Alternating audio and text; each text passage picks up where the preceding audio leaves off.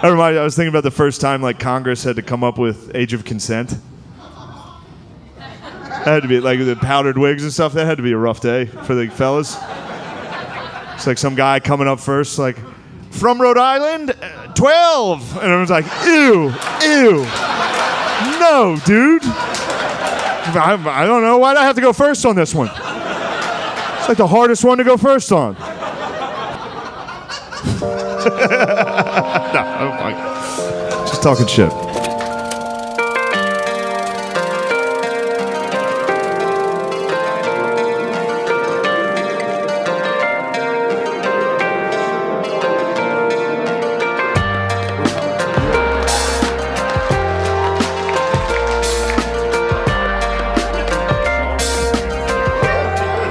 Exciting. I was a little too excited. I panicked and got this haircut.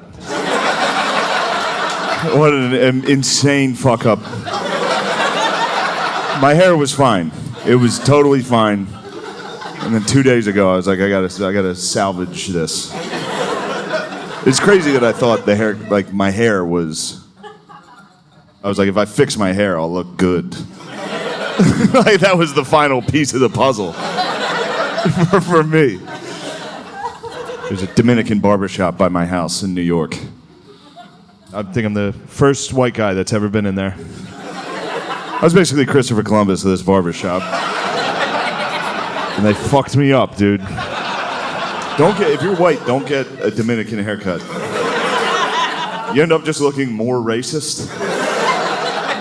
It was nice, though. He kept trying to reassure me the whole time. He was like, no, man, your head's good. That's all he kept saying, your head's good. I was like, oh, thank you. Whatever. Fuck this haircut. How are you guys? Look, it's good. It's good. I'm happy. It's nice. Everybody's back inside, all that shit.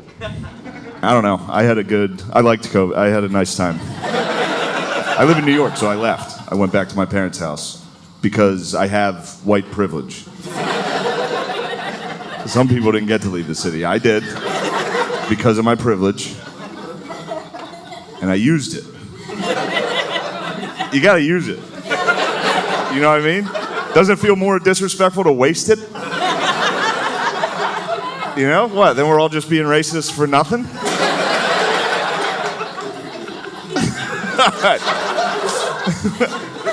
But no, it's good. I went home.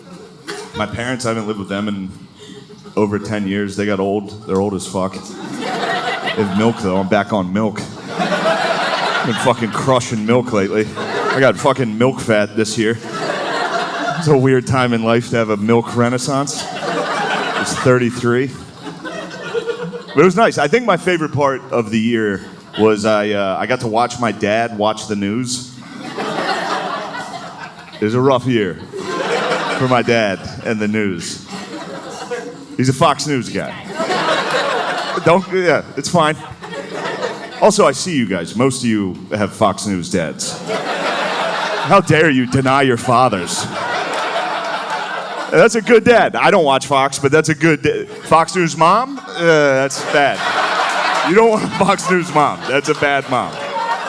She smokes in the house. But a Fox News dad, that's a good fucking dad. Can you imagine if you had a fucking MSNBC dad? Just some guy every night at dinner like, we need to start focusing on renewable energy. It's like, ew, dude, I didn't know dad was gay. Talking to me about solar panels like a fucking lady. He might have had her straight as hell, dude. We fucking hate the environment. That's how straight we are. All we talk about is eating pussy and fracking. We hate nature. We go fishing. We don't even eat fish, dude. We just catch them and fucking... No, he's good. He likes Fox. He watches Fox. He watches it every night. Like every Fox News dad, my dad watches Fox every night until he can't. That's how long they watch. They watch every night until they get so angry they have to go to bed. My dad will watch for like 2 hours, and then out of nowhere, he'll just stand up and be like, fucking Mr. Potato Head's trans? I'm going to bed. This world's going to hell. He's all about it, dude. He loves it. Like every Fox News dad, my dad watches Fox with one goal. He's just trying to get one fact. That's all he's doing. He's sitting there, he's trying to retain one piece of information that he can then relay to whoever's unlucky enough to enter the living room while he's watching. And you'd think it'd be easy to get one fact, but every once in a while there's like a commercial for like a commemorative 9/11 gold coin. It just fucking wipes their hard drive. What was I watching? I gotta get one of those. I gotta get my hands on one of those patriotic coins.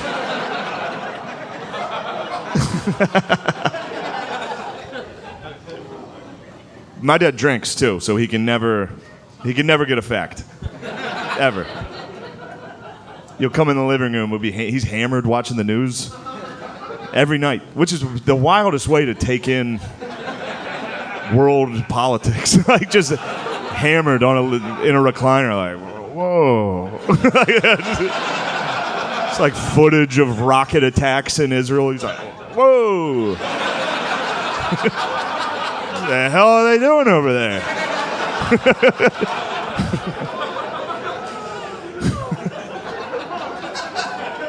What's these guys' problem? But he can never get a fact. Like he tries. He uses Fox News as like a PowerPoint for what he's trying to say. Like everyone, like we'll be eating dinner and like Hannity will be saying something. He's like, "See that's what I meant. Look at that. That's me talking. I can't say it that good." He can never get a fact. You'll walk in the living room. He's been watching the news for 3 hours. You'll be like, "All right, what's going on in the world?" He's like, "You want to know? I'll tell you. Fucking Nancy Pelosi's a bitch." It's like, all right, settle down, dude. It's like that was the news that's the news every night for my dad. They're just like breaking. Did you know Nancy Pelosi's a bitch? My dad's like, yeah. I had a feeling. But he likes everything they say. He agrees with. He's all in. I realize like Fox News is basically black church for old white dudes. You know what I mean? Like literally everything they say, my dad just sits there like, mm-hmm. Yes, preach, Tucker. Every once in a while he gets hit with the Holy Spirit while he's watching it. The Holy Ghost visits him. He's just like, "Oh Lord, build a wall. Can I get a wall?" He needs a wall. My dad needs a wall. For a guy who lives in central Pennsylvania, securing the southern border is like oddly important to him. I don't know what he's worried about. Like he's gonna lose his job? You know? Like some guy from Honduras is gonna walk the whole way to Pennsylvania? Just slam a resume down on my dad's boss's desk. So you're here for the sales position? Say quiet on. Also, I was just at the border of Arizona and Mexico. There's a wall. I had no idea. I got down there, I saw the wall. I was like, holy shit, he built it? They were like, no, it's been here. It's been here for like a century. I was like, well, you gotta tell my dad. I'm fucking him up. He gets fired up every night. It's a crazy way to go to bed. Every night, just with his apnea mask on. Fucking every night, just fucking caravan. Dude, you walk into the living room in my house right now, my dad, he'd hit you like, southern border's a mess right now. It's crazy. But I make fun of him for it, and then I do the exact same thing, just with my phone. Every night, I just look at my phone until I can't. I'm like, fucking Mr. Potato Head's a fucking... That's it, every day. I just get on, read opinions from people I know are dumb. Like in person, I know they're dumb. I've talked to them. And I'm still reading their Twitter, their political opinions. It's great, and my Twitter's crazy. It's half where I'm from, which is the middle of Pennsylvania, so it's white trash. and then half now I live in New York. So it's crazy. Like I still have uncles. They all just got Twitter. They're all fucking fired up. They're having fun, dude. They all have like 0 followers. They just tweet into the void. They love it, dude. They do it for the love of the game. They're like, Panera was good today. Just onto a server that'll outlast civilization. And then now all my new friends are literally communists from Brooklyn.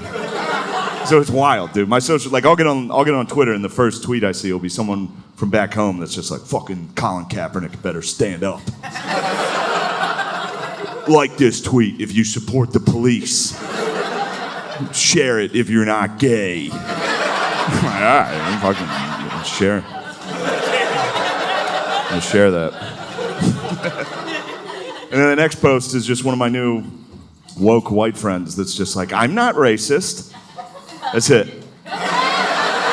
Every day for the last year, just a different white person popping up. Like, look at me. Look at this article I shared to my Instagram story. I'm not racist, right?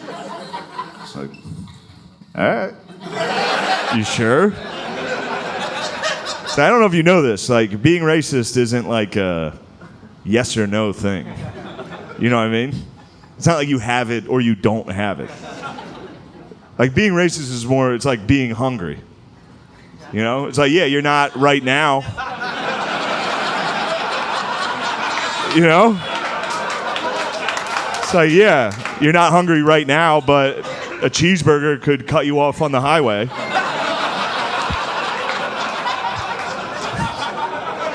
And you get hungry. You were hungry all day.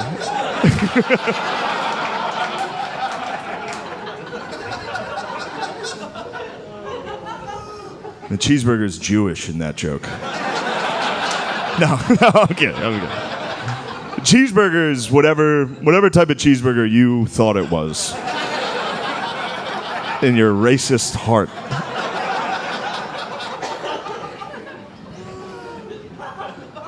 Anyway, that's it. I just get online, read opinions from people. The news, like other news, is kind of like, this is the most divided this country has ever been. It's like with the red states and the blue states. It's like, why? Because we tweet at each other? You know we had a war, right? You know this country had a civil war? That was pretty divided. Like, at least nowadays we're communicating with each other. Back then, those guys they got the news like once a month. Some guy would come by on a horse and they were like, who's talking shit? And the guy was like, the South is talking shit. They were like, fuck that, I don't like that. Give me my gun. I'm gonna go down there. I'm gonna walk down there for a month straight. Shoot the first fucking guy I see down there. That's how much. The Civil War was basically just the North just shooting racism out of the South. That's what happened. The North was like, South, fucking chill. And the South was like, no. So a bunch of guys had to walk down there and shoot them a lot. And they were like, all right, we'll let them go. But we're not going to be nice to them for a while. Until we find out they're good at football and then roll tide. Then we fucking...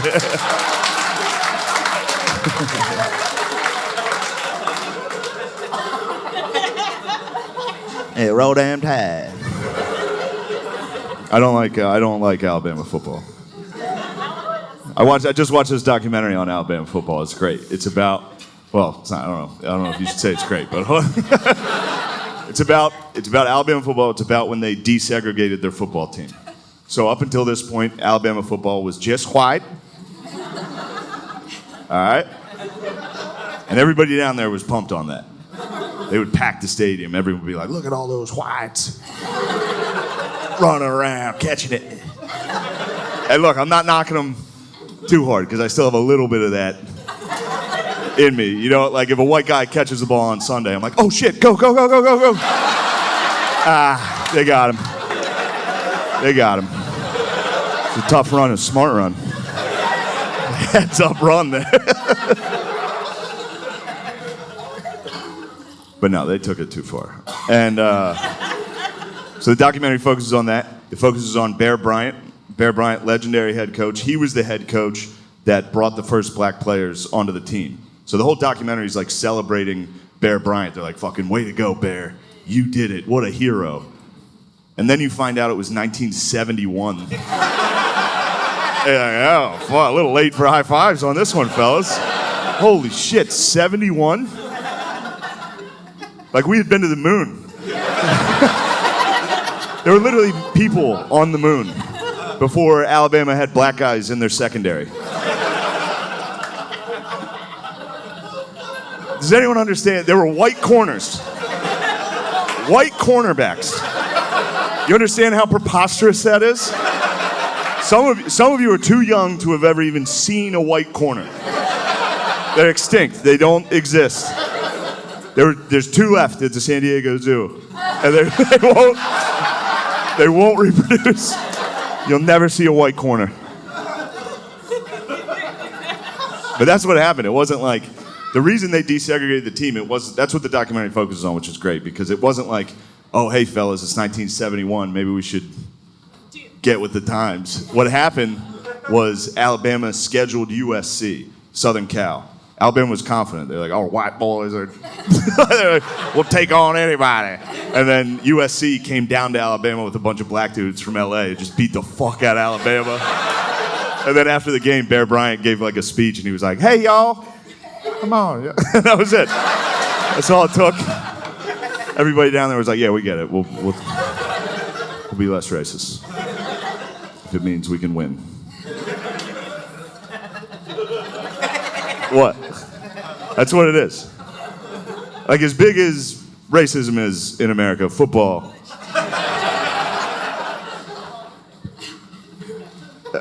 That's true. That's true. Look, there's a Disney movie, Remember the Titans, dedicated to what I just told you. The whole point of that, dude, that was one high school football season. Remember the Titans was like, it was 8 weeks. You know, that whole town went from like centuries of like, don't let them in our school, to just like, oh shit, the high school team's 4-0? Those are my brothers.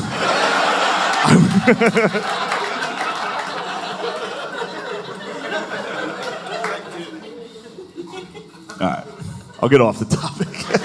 The point I'm trying to make is if you want to get rights in America, you just got to put together a good football team. You know what I mean? Like if the transgenders got together and put together just a fucking hard-nosed, run it down your throat ball club. If the just 3 yards in a cloud of dust of transgenders. If the trans community could just somehow upset Alabama, everybody down there tomorrow would be like, those are some tough bitches, actually.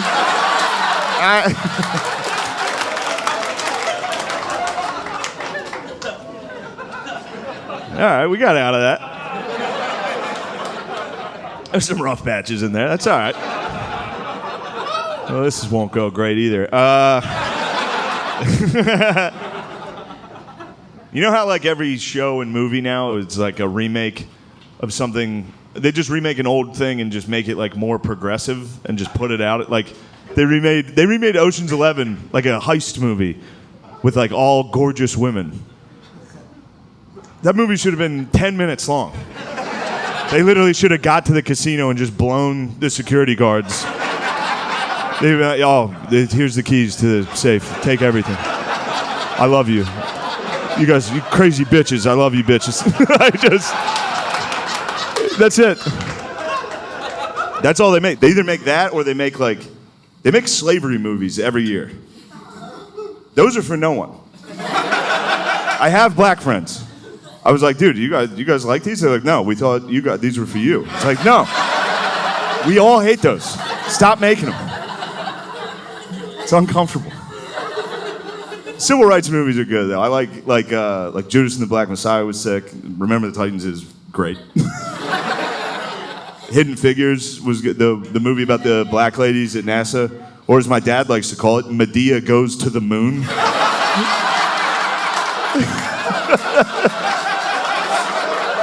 Look, that was him that said that. He said that. As soon as he said it, I was like, what did you fucking say? You don't talk like that.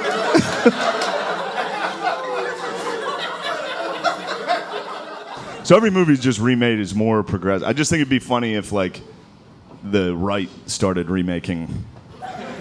You know what I mean? If they just start, like, conservatives. Like, there's a new Scooby-Doo coming out. And it'd be funny if, like, the right remade it. It's just like Scooby and the gang going around ripping the wigs off of transgender people. It's like, that's not a woman. Just,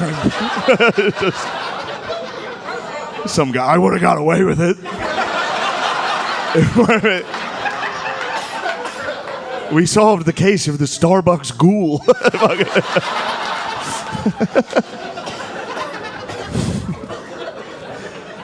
Has enough time passed that can we admit that Trump was funny? Can we finally admit that he was funny? Well, hold on. I don't like the tone of that. That's not what I'm going for here. Yeah. The great leader. No. He was funny. Now, whether or not that's a great quality for the commander-in-chief, that's definitely up for debate. But he was funny. I saw it.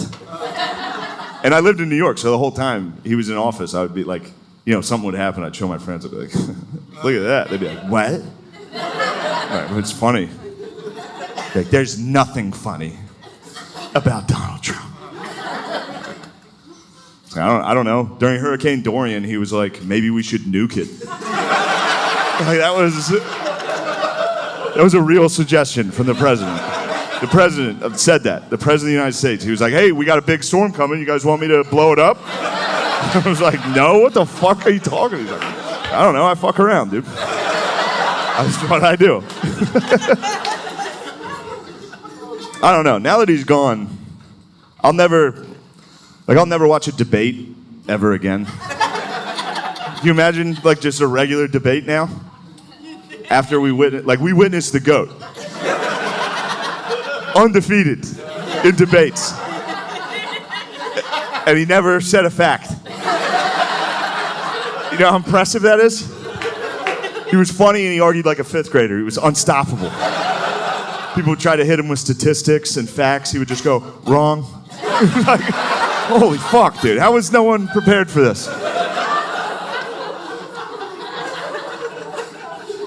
Go back and watch those debates. You forget how electric that shit was. Don't tell your friends in Austin. They'll be mad. Just get a six-pack, toss on a Trump highlight video on YouTube. It's a good night, dude.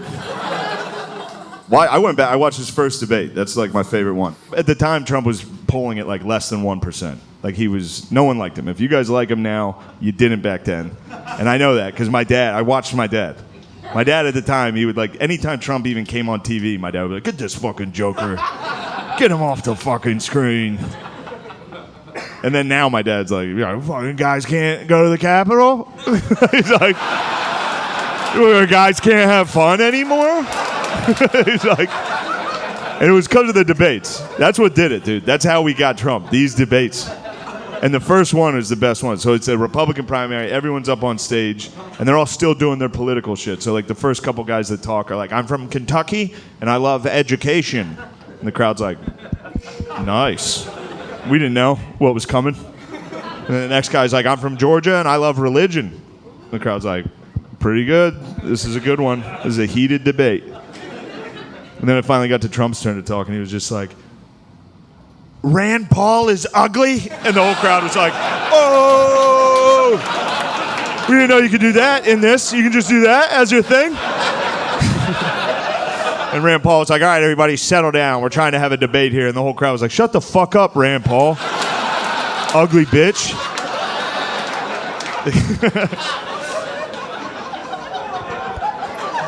Then we just kept throwing dorks up on stage to make them debate Trump.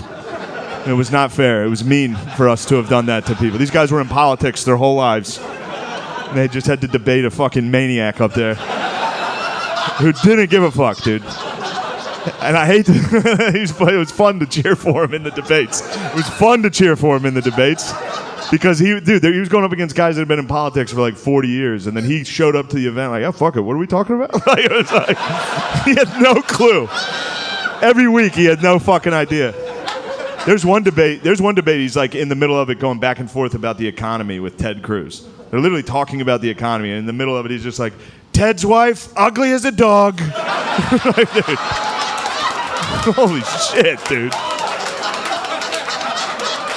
And Ted was like, I'm from Texas. You don't talk about a man's family like that. You've got a dog wife, Ted. It was like,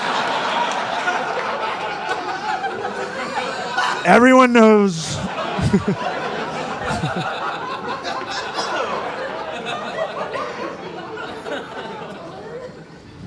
Yeah, and a week later, Ted Cruz was on TV like, I support Donald J. It's like, you pussy. I will say this. The one thing that sucked about Trump losing was, for me, was because I just figured out kind of how to do his voice. Which that's kind of a bummer that it's not hard to do Trump. It's all you have to do just do that. Do that a second off from where it should be in the sentence. And then you don't have to sound like him. All you have to do is like get his cadence down. It's very easy. All you have to do is like describe something and then say you described it that way. That's it. It's every time. Like, what a big room this is. I walked in here, I said, wow, what a big room. That's it. Every time. Austin. A lot of homeless. I walked in here, I said, wow, that's a lot of homeless. You guys got it. You got a lot of homeless. What are you guys doing about it? Whatever you guys are doing is not working. So just switch. I don't know what to do either. But do something. A lot of tents.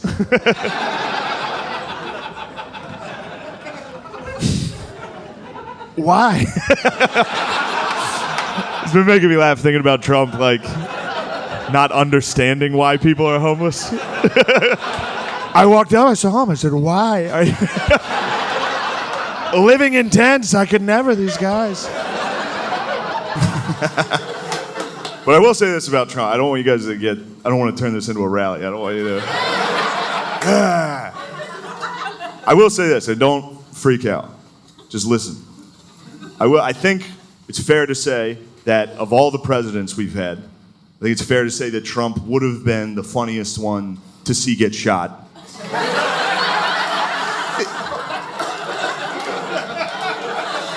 You know? Yeah, dude, the Patriots got fired up on that, dude. I was having fun at this show. No, look, I didn't even say it would be funny. I said funniest. It's a huge difference. Technically, there's a funniest of everything. There is. It doesn't make it funny, but there is, like, think of the worst thing you can think of. There's a funniest one. I'll go first. I'll think of one. School shooting. None of those are funny. Zero funny. But maybe there was one where, like, the horse girl in the class, like, could sense something was coming. You know what I mean? And they were like, what's wrong? And she was like, like, you know?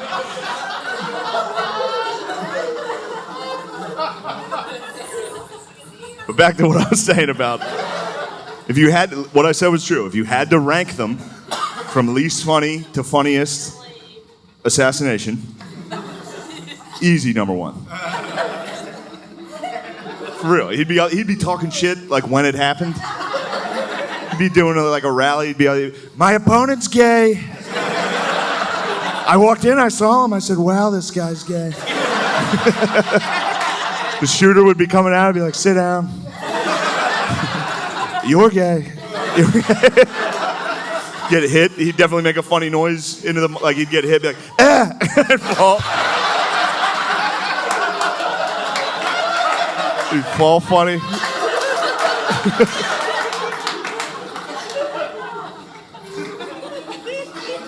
I will say I did write that joke before Biden could be added to the rankings.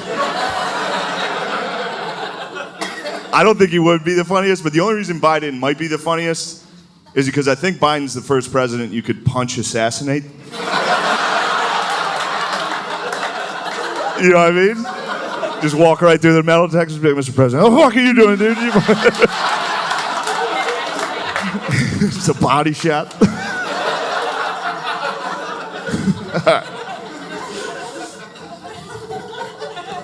I'd add that joke. My dad. So you can't be talking about killing presidents? I was like, what about Biden? He's like, yeah. My dad's, he's a good guy. He's an alcoholic.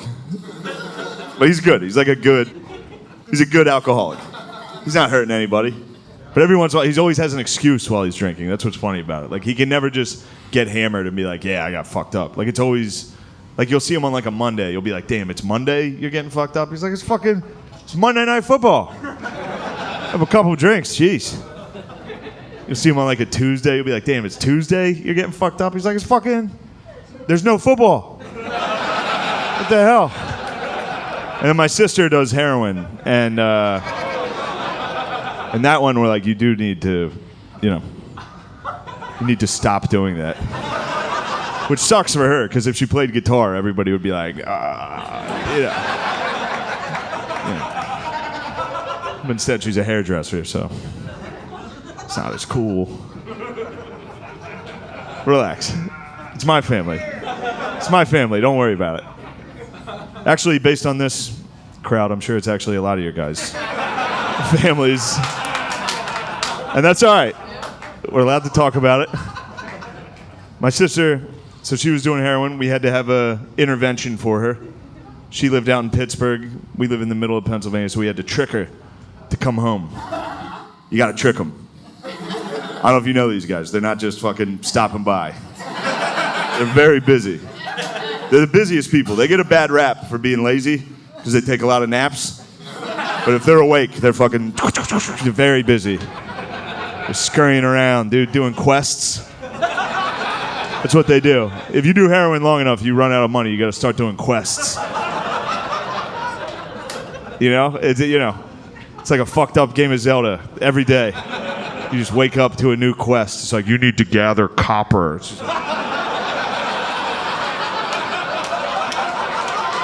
Gonna find a scrapyard. It sounds nice. I wish I got quests. But eventually the quests get pretty dark. Scrapyard, that's like level 1. Towards the end, the quests are, you need to get titty fucked behind the Home Depot.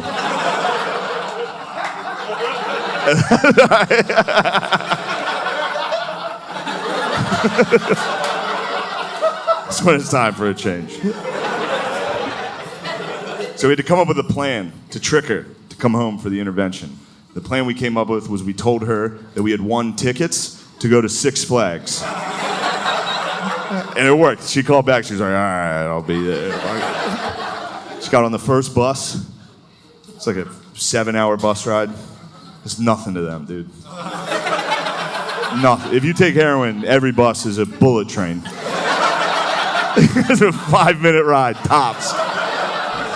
Anyway, so the plan was pick my sister up from the bus stop, not take her to Six Flags, take her to a hotel where we're going to have an intervention. I didn't want to start the intervention with like a lack of trust. So I took her to Six Flags the day of her intervention. That day, she and I went to Six Flags together. And I thought that was a nice gesture, but it turns out intervention is supposed to be rock bottom. You know what I mean? Like, intervention's supposed to be the worst day of your life.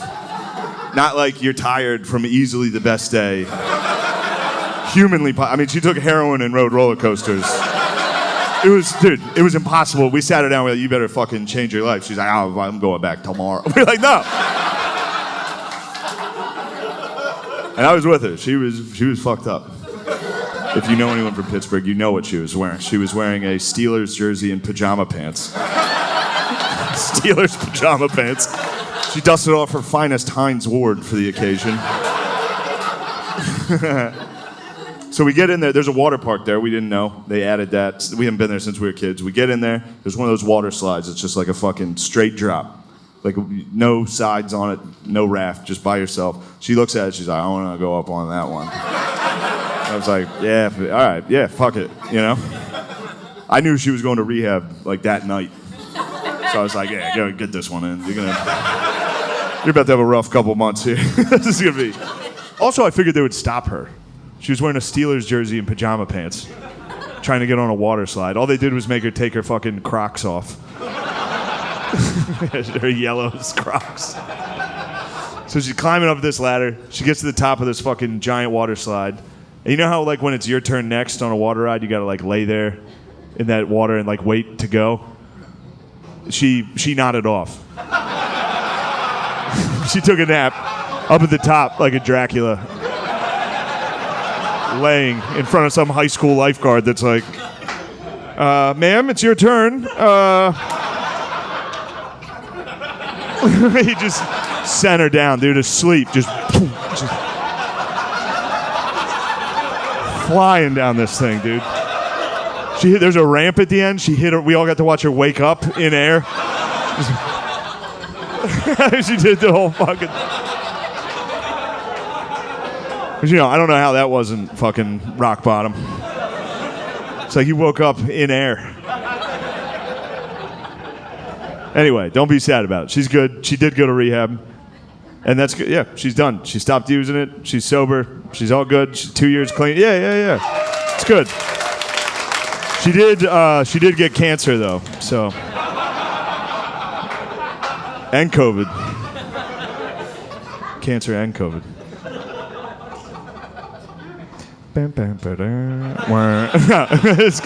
So I'll tell you what. This was cool. I was with her. She was at home. She went back to my parents. Because when you have cancer and COVID, you got to go home. You have to go home. You can't keep hanging out.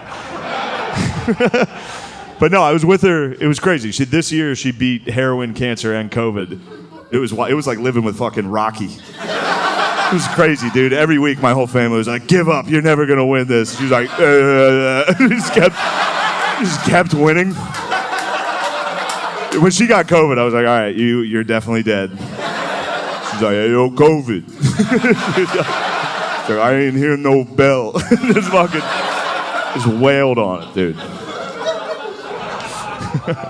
Yeah, she's got a hell of a chin. Hell of a chin on my sister, and that's what better quality could you ask for in a human? Anyway. Damn, dude. Fuck that music across the street, dude. That fucking bothers me. I'm an old man now. Turn it down. Turn it down. What is that, rap? Turn it off. Trying to talk about my sister doing heroin over here. This has been making me laugh. I've been thinking about, like, the first time, Jesus Christ. I do comedy a lot, and every once in a while you can hear music from another room, and it's like, damn, dude, music's so much better than comedy. Every time I hear music, I'm like, fuck, dude, that shit crushes what I do. Some fucking idiot dressed like Cam Newton pressing play.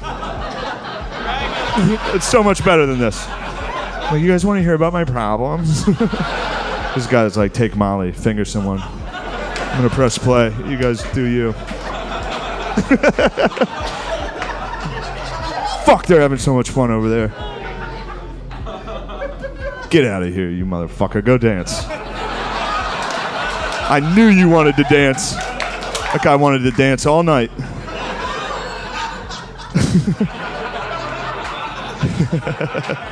All right. I like my family. It's a good family. I had to go to my niece's 7th and 8th grade girls volleyball match recently. No, I'm kidding, dude. Shut up. Just relax. I don't want to fuck kids. But if you ever want to get out of something, that's all you have to do. Like if your friend, like, do you want to come to our son's t-ball game? Be like, what grade are the kids in? And then no matter what they say, go, oh. Fourth? Yeah. No, I went to this fucking kids volleyball match. Can we knock it off with volleyball shorts on little kids? It's weird. It's gross, dude. Just get them gym shorts. That's all. No, dude, it's gross. Because then, it's just me and the other uncles up in the bleachers, kind of making eye contact with each other. Like, bro, are you seeing this?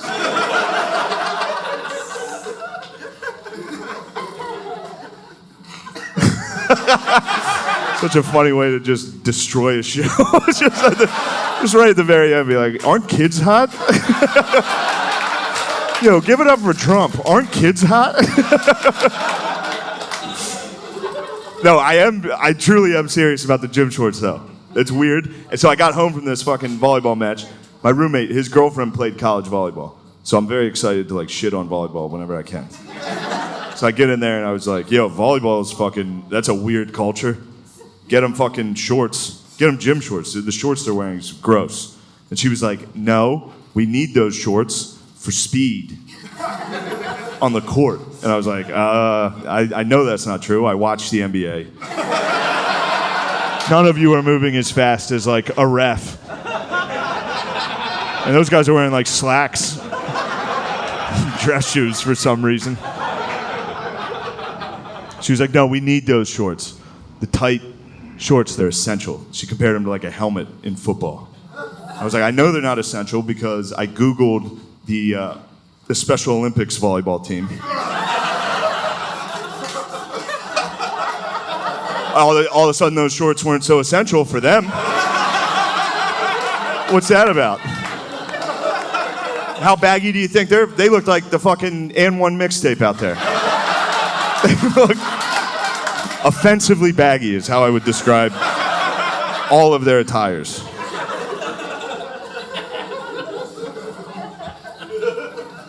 We're all adults. We all agree the Special Olympics is a good program. It's great. I just feel like the guy who came up with it had to be like a real risk taker. You know what I mean? That's a wild thing to suggest for the first time. Some guy in a board meeting, like, I got an idea. We should be racing these motherfuckers. Like, what'd you say? Fucking town over said they had the fastest ones. So we settle it,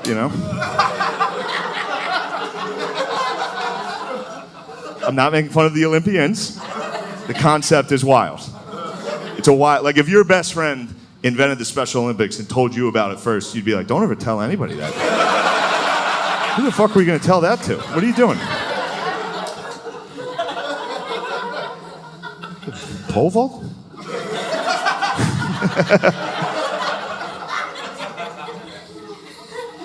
I actually volunteered and coached with the Special Olympics for a little while, so, what'd you guys do? No, don't clap. Please. I did it for those kids. No, I'm kidding.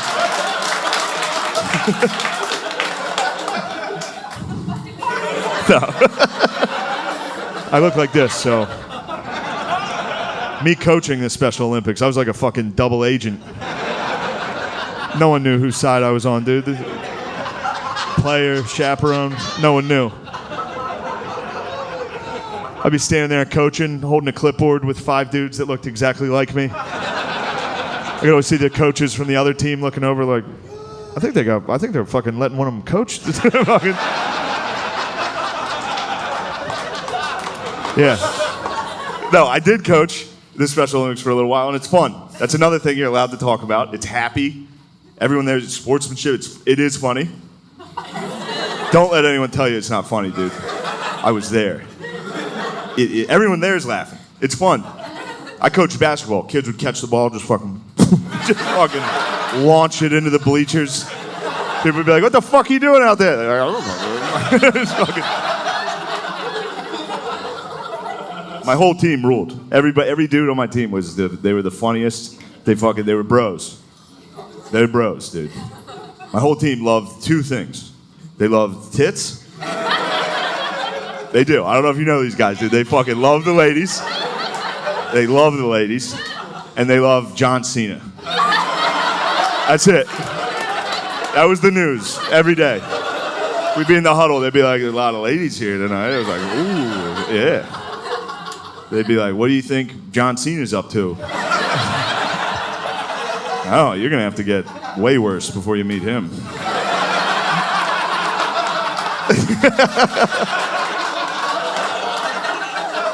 John Cena's like the angel of death for those guys.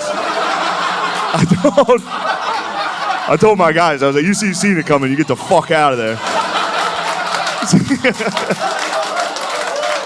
He's taking souls with him.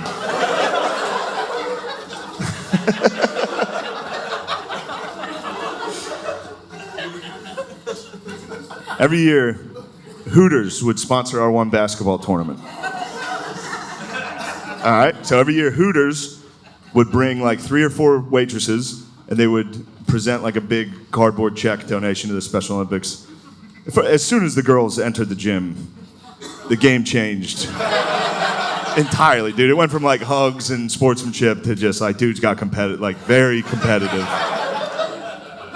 Fucking ripping down rebounds, just hitting layups. And then at the end of the game, there'd be a hug line, you know, between the waitresses and the players. And yeah, that went about exactly how you would imagine that went. We had to break out the fucking jaws of life, dude. My boys are ragdolling those young sluts.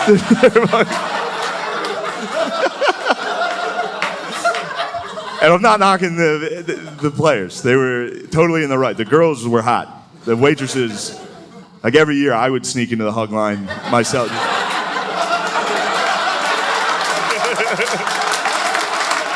All right, I think I'm going to get out of here, guys. Thank you guys very much. This was a lot of fun. Thank you.